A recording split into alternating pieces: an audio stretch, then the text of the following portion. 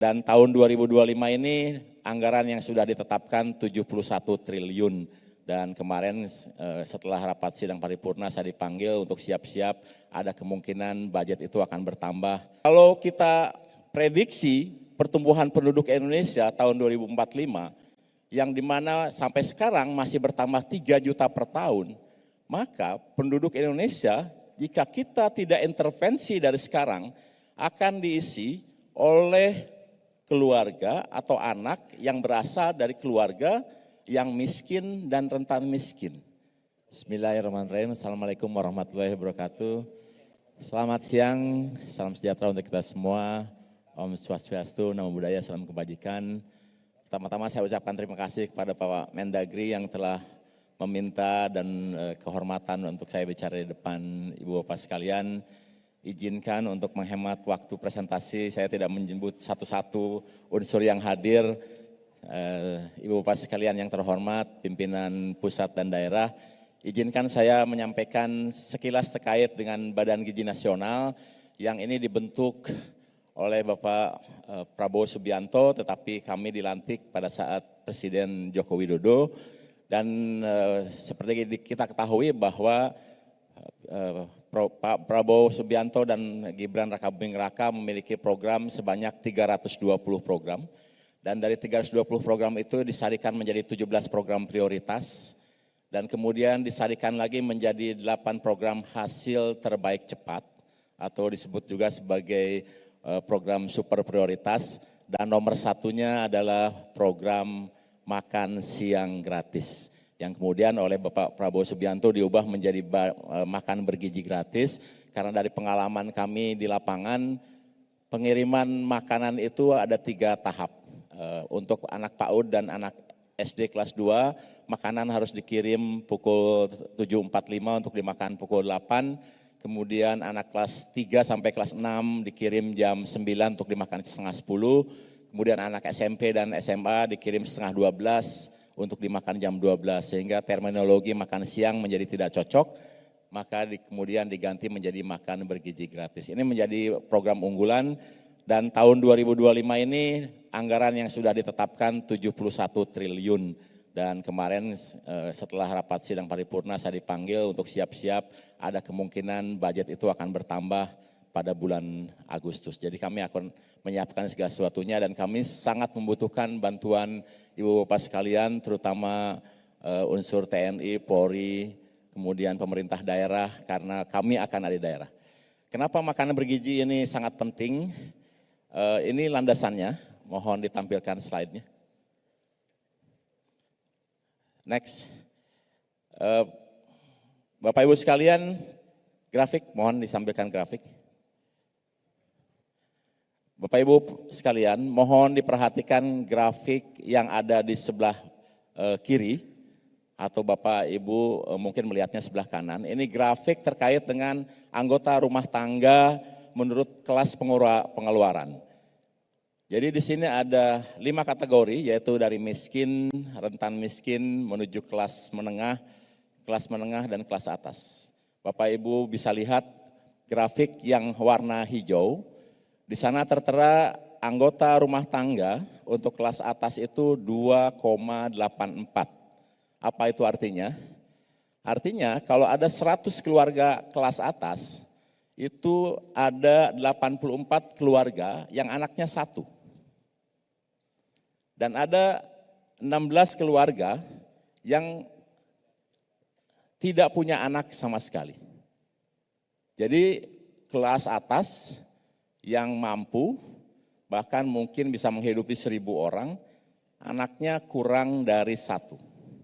Jadi Ibu Bapak sekalian yang hadir di sini adalah masuk dalam kategori yang kanan. Dan kita perhatikan sekarang kategori yang merah. Di situ kita lihat anggota keluarganya 4,78. Apa artinya? Jadi kalau ada 100 keluarga miskin, maka 78 keluarga anaknya 3. Hanya 22 keluarga yang anaknya 2. Nah kalau kita gabungkan antara miskin dan rentan miskin, rata-rata anaknya 2,5. Padahal dia miskin. Yang kalau kita lihat misalnya di daerah percontohan kami di Sukabumi, pendapatan keluarganya tidak lebih dari 1 juta. Sementara dia harus menghidupi 3 anak. Sementara orang yang kelas atas, yang kaya, itu bahkan kurang dari 1. Jadi kalau kita prediksi pertumbuhan penduduk Indonesia tahun 2045, yang dimana sampai sekarang masih bertambah 3 juta per tahun, maka penduduk Indonesia jika kita tidak intervensi dari sekarang akan diisi oleh keluarga atau anak yang berasal dari keluarga yang miskin dan rentan miskin. Yang untuk kehidupan sehari-harinya susah. Jadi Pak Prabowo menggambarkan anak Indonesia jika kita tidak intervensi itu akan lahir dari keluarga-keluarga yang dari segi fisik pun kurang bisa bersaing. Jangankan untuk bermain bola 90 menit, barangkali untuk main 30 menit pun sudah kalah. Nah, oleh sebab itu kenapa kemudian Bapak Prabowo Subianto menekankan perlunya makan bergizi dan beliau menekankan ini adalah program prioritas untuk menyongsong Indonesia emas di 2045. Itu landasannya. Kemudian yang kedua yang perlu kita ketahui, kenapa program makan bergizi ini menyasar ibu hamil, ibu menyusui, anak balita, sampai kemudian seluruh anak sekolah, termasuk santri dan sekolah keagamaan lainnya sampai SMA. Ini landasan pemikirannya karena di dalam pertumbuhan anak ada 2 titik kritis yang harus kita perhatikan. Yang pertama adalah 1000 hari pertama, ini untuk mencegah stunting. Oleh sebab itu maka program yang besar harus kita gelontorkan di 1000 hari pertama untuk ibu hamil, ibu menyusui dan anak balita.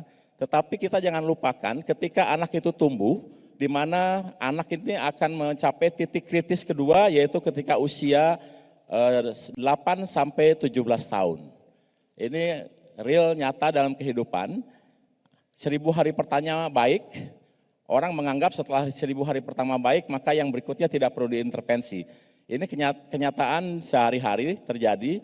Jadi ada yang 1000 harinya baik, kemudian kebetulan keponakan saya sendiri, itu kemudian kegemukan pada saat SD, ketika masuk SMP karena dibully dia diet. Nah padahal pada saat SMP itulah dia butuh makan yang bergizi. Karena pertumbuhan tubuh saat itu sedang puncak-puncaknya. Sehingga apa yang terjadi ketika diet dia di SMP, sekarang tubuhnya tidak lebih dari 160 cm. Jadi termasuk anak yang pendek, kenapa? Karena pertumbuhannya tidak optimal. Nah beda dengan 2 anak kami, kebetulan saya punya dua anak laki-laki. 2 anak laki-laki tersebut tidak ada yang lebih rendah dari 181 cm. Kebetulan anak yang kedua itu memang senang makan, kemudian kegemukan, sampai SMP itu beratnya 104 kilo. Dan saya dengan istri membiarkan dia untuk terus makan. Kemudian masuk SMA, dia malu, kemudian dia stop makan jam 4, kalau sekarang disebut dengan intermittent fasting, dan turunnya berat badannya langsung turun di bawah 90. Tapi tinggi badannya sudah 185 cm. Kenapa? Karena pada saat pertumbuhan itulah dia kemudian diberi makan bergizi. Nah ini landasan kenapa program kami menyasar mulai dari ibu hamil, ibu menyusui, anak balita, kemudian seluruh anak sekolah sampai SMA, baik itu santri juga sekolah keagamaan lainnya. Nah ibu bapak sekalian, bagaimanakah nanti pelaksanaan program makan bergizi gratis ini di daerah-daerah? Mungkin sebagai gambaran awal, saya akan tayangkan video ini dari hasil percobaan kami selama 10 bulan.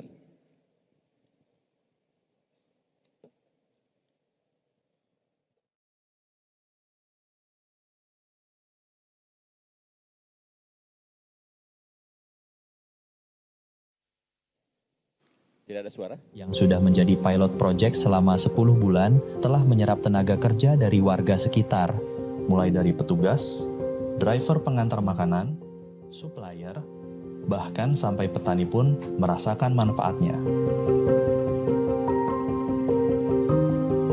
Ibu Neng Rubianti adalah satu dari sekian banyak warga yang merasakan langsung manfaat program makan bergizi. Nama saya Ibu Neng Robianti yang berasal dari Desa Warung Kiara ini, warga RT 3 RW 01. Sebelumnya saya itu sebagai ibu rumah tangga biasa yang bekerja di rumah. Dengan program makan bergizi ini, alhamdulillah saya bisa interaksi dengan teman-teman yang bekerja di sini, terus mendapatkan pekerjaan dan mendapatkan tambahan income lah dari program ini. Walaupun masuk jam 3, perasaan saya itu merasa senang bahwa saya itu akan memberikan makanan gitu ke anak-anak yang sekolah gitu. Nama saya Bapak Asep, saya petani dari Warung Kiara, khususnya di pertanian sayur mayur ya sejenis kangkung, bayam, cabai rawit juga. Dulu sebelum ada pelayanan makan gratis ini, nanam tuh cuma istilahnya per kilo aja 1 kilo, 2 kilo gitu kan. Yang penting cukup untuk istilahnya 1 hari, 2 hari, terus nanam lagi. Kalau sekarang setelah ada pelayanan ini, kan istilah kebutuhannya tuh sekali membutuhkan itu kan banyak gitu kan, nyampe 700 ikat gitu kan. Merasa terbantu sekali gitu kan. Sekali penjualannya itu ya istilahnya membutuhkan 700 ikat itu kan lumayan lah gitu kan harganya gitu kan. Minimal sekali 1000 aja kan udah 700.000 gitu.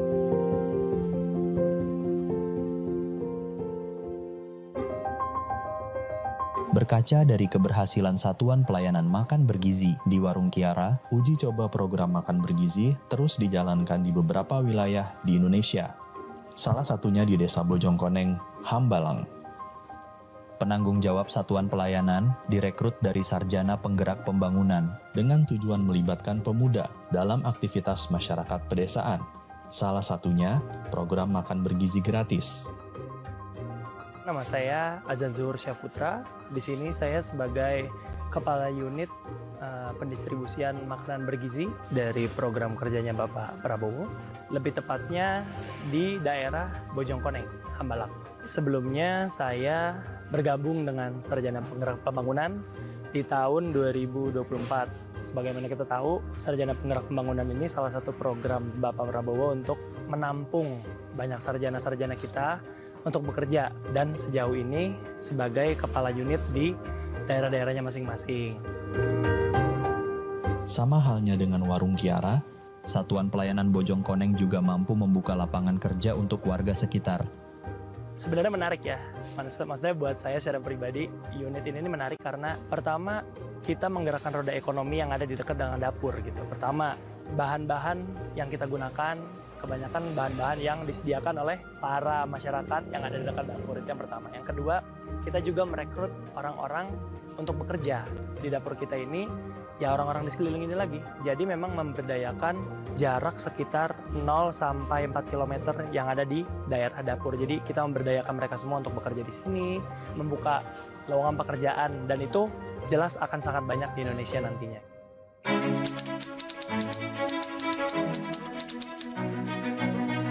Alhamdulillah perubahannya sangat luar biasa bagi kami ya, terutama efek kehadiran anak, dari absensi anak, dari asalnya anak yang malas untuk sekolah, datang ke sekolah, tapi sekarang anak lebih rajin ke sekolah karena ada makanan bergizi. Senang, jadi nggak ngeluarin uang buat jajan, jadi ntar uang jajannya ditabungin aja. Kan membantu buat anak-anak, orang tua juga. Kadang kan di rumah ada juga anak yang nggak kebeli susu, kalau di sekolah ada, dapat ya alhamdulillah ngebantu. Harapannya ya seterusnya. Alhamdulillah membantu sekali buat anak-anak, buat kami juga guru-guru gitu. Makan bergizi menjadi harapan kita semua. Harapan untuk para petani di berbagai wilayah, harapan para orang tua dan guru, harapan baru untuk anak-anak Indonesia di masa depan.